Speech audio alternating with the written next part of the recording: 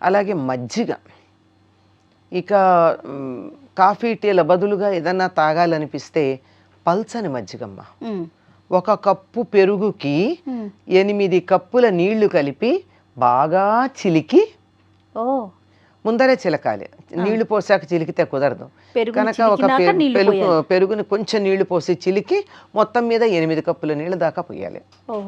అలా పోసి దాంట్లో ఒక నిమ్మాకు కానీ దబ్బాకు కానీ వేసి మంచి వాసన వస్తాయి. దాంట్లో కొంచెం ఉప్పు వేసి, ఈ రోజుల్లో ఇంకొంచెం జీలకర్ర పొడి కూడా వేసుకుంటున్నారు కావాలని. ఇవన్నీ వేసుకుని ఇంకా అందుబాటులో ఉంటే కాస్త నిమ్మరసం పిండుకుని అది కానీ అరగరగా తాగుతూ ఉన్నట్టయితే చాలా మంచిదమ్మా.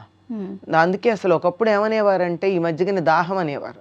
దాహం పుచ్చుకుంటారంటే మంచినీళ్ళు అనుకునేవాళ్ళం మనం, కాదు మజ్జిగ అనే అర్థం. ఇప్పుడు మన లస్సీలని చిక్కటి మజ్జిగ తాగుతాం. చిక్కటి మజ్జిగ తాగితే అది ఆహారం అవుతుంది కానీ శరీరంలో చలవ కలిగించేటటువంటి దాహం తీర్చేది కాదు.